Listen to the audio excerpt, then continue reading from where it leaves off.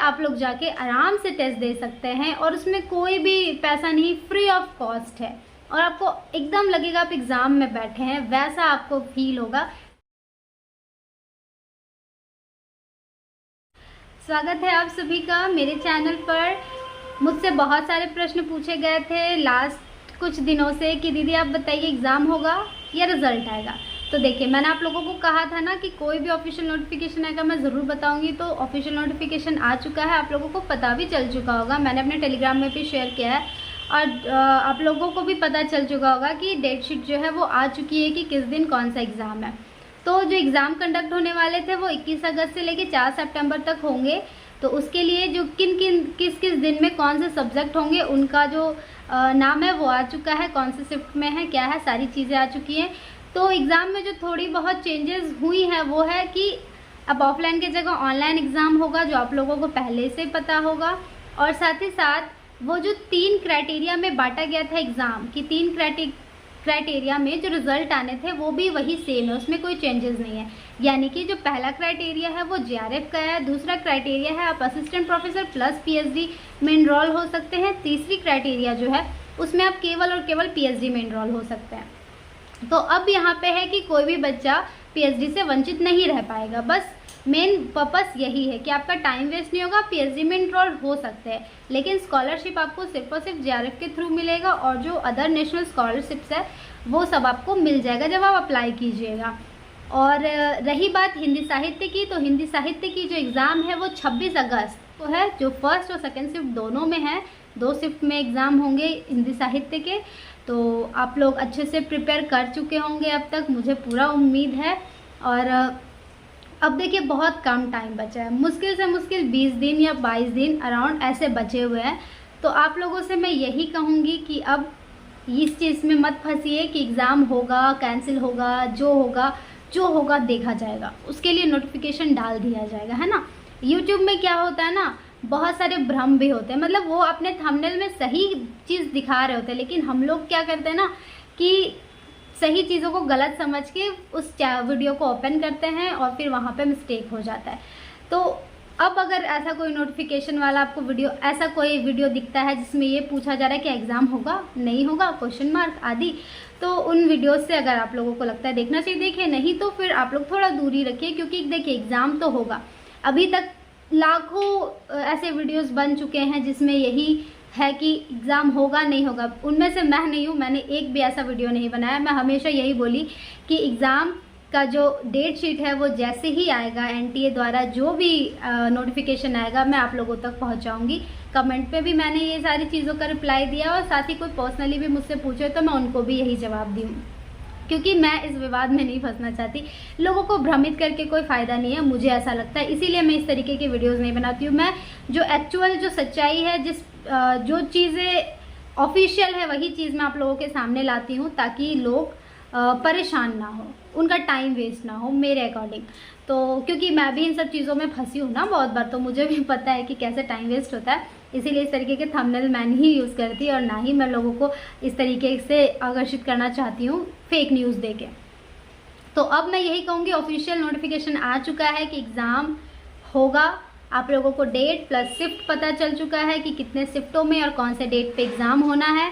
तो बस अब मैं यही कहूँगी कि उस दिन तक, उसके 5 दिन पहले आप लोग थोड़ा इधर उधर देखिए कि एग्ज़ाम का नोटिफिकेशन यानी कि एडमिट कार्ड आया नहीं आया, लेकिन उस दिन तक आप लोग अब इन सब चीज़ों पे ध्यान मत दीजिए। एग्ज़ाम होगा नहीं होगा, होगा नहीं होगा, नोटिफिकेशन आ जाएगा। अब बस और सिर्फ पढ़िए, सिर्फ और पढ़िए, क्योंकि टाइम आपका वेस्ट हो रहा है, ठीक है। और रही बात स्ट्रैटेजी टिप्स एंड ट्रिक्स की, तो मैं आप लोगों को यही कहूँगी कि अगर आप लोगों का सिलेबस अब तक कंप्लीट हो गया है, आई होप कि आप लोगों का सिलेबस कंप्लीट हो चुका होगा, तो आप लोग अब अपने शॉर्ट नोट्स प्लस रिवीजन पे ध्यान दीजिए, प्लस PYQs पे ध्यान दीजिए, प्लस आप जितना हो सके उतना ज़्यादा PYQ सॉल्व कीजिए। मैं ऑनलाइन नहीं बोल रही या ऑफलाइन भी नहीं बोल रही, आपको जैसा सुविधा है, क्योंकि देखिए एग्ज़ाम ऑनलाइन मूड पे होगा, आप लोगों को तो पता चल चुका है।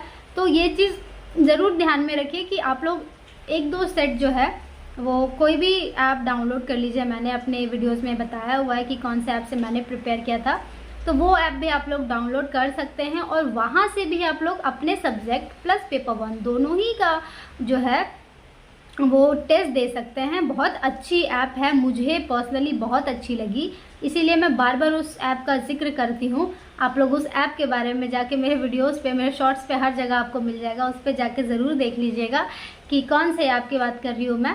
तो उस पर आप लोग जाके आराम से टेस्ट दे सकते हैं और उसमें कोई भी पैसा नहीं, फ्री ऑफ कॉस्ट है और आपको एकदम लगेगा आप एग्ज़ाम में बैठे हैं, वैसा आपको फील होगा। टाइमर ऊपर चलते रहेगा, आप पढ़ते जाइए, टेस्ट देते जाइए वैसा। प्लस आपको जब सबमिट करिएगा तो आपको रिव्यू के तौर पे भी बताया जाएगा कि इसमें किस क्वेश्चन में जो आप लोगों ने गलत किया है उसका जो डिस्क्रिप्शन है, यानी कि उसमें क्या कह रहा है या फिर उसके उत्तर से रिलेटेड जो भी चीज़ें हैं वो सारी चीज़ें आपको डिस्क्रिप्शन में दे दी जाएंगी। तो उस तरीके से वहाँ पे आप लोग को थोड़ा बहुत जो डाउट होगा उसको नोट डाउन भी कर सकते हैं, इस तरीके से भी आप कर सकते हैं। तो वहाँ से पेपर 1 प्लस पेपर 2 आप दोनों ही कर सकते हैं। बस पेपर 1 के लिए थोड़ा है कि उसमें केवल और केवल इंग्लिश में आते हैं, तो आप जो हिंदी मीडियम से हैं, जो सिर्फ हिंदी में ही पेपर 1 समझ पाते हैं, वो लोग आप या तो टेलीग्राम में किसी में जुड़ जाइए या फिर लाइव भी बहुत सारे टेस्ट चलती रहती हैं, तो आप उनमें भी ज्वाइन हो सकते हैं। तो पेपर 1 के लिए यही कहूँगी। पेपर 1 में मैं ये ज़रूर कहूँगी कि आप लोग पैसेज को सबसे पहले कीजिएगा, क्योंकि पेपर 1 में सारे क्वेश्चन समझने से ज़्यादा अच्छा मुझे पैसेज लगता है, क्योंकि पैसेज जल्दी समझ आ जाता है। पेपर 1 में सारे क्वेश्चन बहुत पेचीदा मुझे लगते हैं। पैसेज ये है कि हाँ ठीक है, पैसेज मैं आराम से कर सकती हूँ, तो पैसेज आप पहले कर लीजिएगा, आपका उसमें टाइम भी बचेगा। पैसेज छूट जाना यानी कि आपके हाथ से 5 क्वेश्चन छूट गए, तो उसको मत छोड़िएगा, मैं यही कहूँगी। पैसेज को सबसे पहले पेपर 1 में, मतलब कि आप अपने सब्जेक्ट पे पहले जाइएगा। मेरा कहने का मतलब है जैसा आप एग्ज़ाम में बैठेंगे, आपका एग्ज़ाम शुरू होगा, तो सबसे पहले आप अपने सब्जेक्ट पे जाइए, आपका जो पेपर 2 है उस पे जाइए। जब पेपर 2 पूरा कंप्लीट हो जाए, जब आपके पास 1 घंटा का समय बच जाए पेपर 2 कंप्लीट करने के बाद, तब आप पेपर 1 में आइएगा। और पेपर 1 में आने के बाद सबसे पहले आप पैसेज कीजिएगा, क्योंकि जब पैसेज छूट जाएगा ना, तो आपका जो इजी मार्क्स जिसको कहते हैं ना, इजी मार्क्स जहाँ से गेन कर सकते हैं ना, वो छूट जाएगा। तो वो चीज़ मैं नहीं चाहती कि आप लोग में से किसी की भी छूटे। तो वो 5 क्वेश्चन एटलीस्ट आप लोग बना लीजिए। हो सकता है उसमें से 1-2 क्वेश्चन गलत हो जाए, ऐसा नहीं है कि सभी सही होंगे, लेकिन अगर मान लीजिए 5 ही सही हो गए तो फिर अब बहुत टफ नहीं आते हैं बोध यानी कि पैसेज। तो मैं यही कहूँगी, जब आप पेपर 1 को करने आए तो सबसे पहले पैसेज कीजिए। उसके बाद जो आपको टॉपिक समझ आते हैं, मैथ्स हो, रीजनिंग हो, DI हो, या फिर आप teaching aptitude, research aptitude, environment, higher education, जो समझ आए उसको करिए। लेकिन मैं यही कहूँगी आप पूरा प्रयास रखिए कि क्वेश्चंस छूटे ना। एटलीस्ट इतना तुक्का लगाने का सामर्थ्य रखिए कि एक सही लगा रहे हैं तो आपका वो क्वेश्चन सही हो जाए। तो इस तरीके से पेपर 1 आप एग्ज़ाम में कर सकते हैं। और प्रिपरेशन की रही बात, तो आप कितना भी प्रिपरेशन कर लीजिए पेपर 1 के लिए, मुझे ऐसा लगता है कि वो कम ही है और वो कम ही रहेगा ही, क्योंकि पेपर 1 बहुत ज़्यादा ही स्टूडेंट को परेशान कर देते हैं लास्ट मोमेंट पे कि पेपर 1 मैंने पढ़ा नहीं। पढ़े होते हैं, सब पढ़ते हैं, लेकिन फिर भी ऐसा लगता है कि नहीं पढ़े हैं। तो ज़्यादा घबराने की ज़रूरत नहीं है। और पेपर 2 की बात मैंने आप लोगों को बताया, टॉपिक कवर कीजिए, रिविज़न कीजिए, PYQ कीजिए, एक यूनिट कंप्लीट कीजिए, रिवीजन कीजिए, PYQ कीजिए। बस एक यही तरीका है पेपर 2 को सॉल्व करने का, जो कि मैंने खुद सॉल्व किया है। और जब आपके टॉपिक्स जिससे मैक्सिमम नंबर ऑफ क्वेश्चंस आ रहे हैं वो जब कंप्लीट हो जाए, उसके बाद आप क्या कीजिए, पूरा जो होता है ना सेट 100 क्वेश्चंस के जितने भी हुए ना प्रीवियस एग्जाम, सबके 100 सेट उठाइए। 18 से लेके आप 24 तक मार दीजिए, जून तक का।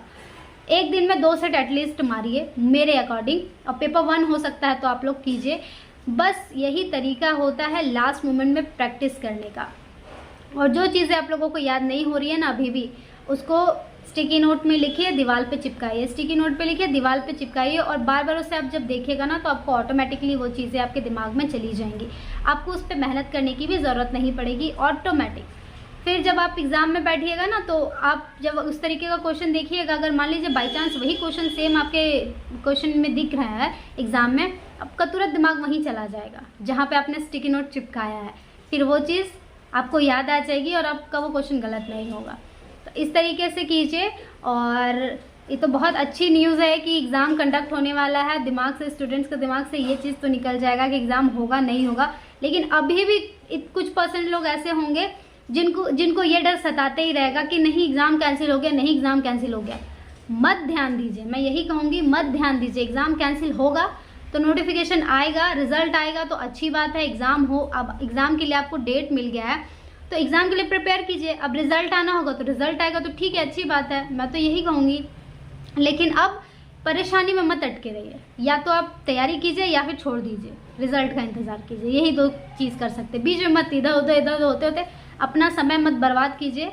और बस यही कहूँगी, अच्छे से प्रिपरेशन कीजिए, अच्छे से एग्ज़ाम दीजिए और जल्दी से एग्ज़ाम ख़त्म हो, फिर दिसंबर वाले एग्ज़ाम के लिए लोग अपना प्रिपेयर करें, क्योंकि बहुत ज़्यादा डिले हो चुका है। सितंबर तक तो यही एग्ज़ाम चलेगा। मुझे लगता है दिसंबर वाला एग्ज़ाम भी कहीं आगे पोस्टपोन ना कर दिया जाए। बस आई होप कि आप लोगों को वीडियो अच्छी लगे, और कोई भी प्रॉब्लम हो, किसी भी तरीके का कोई भी क्वेश्चन हो, आप लोग ज़रूर कमेंट कीजिए। मैं उस क्वेश्चन के बारे में ज़रूर उत्तर देने का कोशिश करूँगी कि आप लोगों के अकॉर्डिंग मैं उत्तर दे पाऊँ, कि आप लोग जो जानना चाह रहे हैं वो मैं बता पाऊँ। तो आज के लिए बस इतना ही। बहुत बहुत धन्यवाद। और जैसा कि मैंने कहा था, जैसे ही नोटिफिकेशन आएगा मैं आप लोगों के पास ज़रूर नोटिफिकेशन के बारे में बता दूंगी कि नोटिफिकेशन आ चुका है, एग्ज़ाम होगा या नहीं होगा। तो अब मैं ये कहूँगी कि एग्ज़ाम देखिए, रिज़ल्ट तो अब नहीं आएगा, मुझे जहाँ तक उम्मीद है अब एग्ज़ाम होगा, क्योंकि डेट शीट आ चुके हैं। तो आज के लिए बस इतना ही। बहुत बहुत धन्यवाद।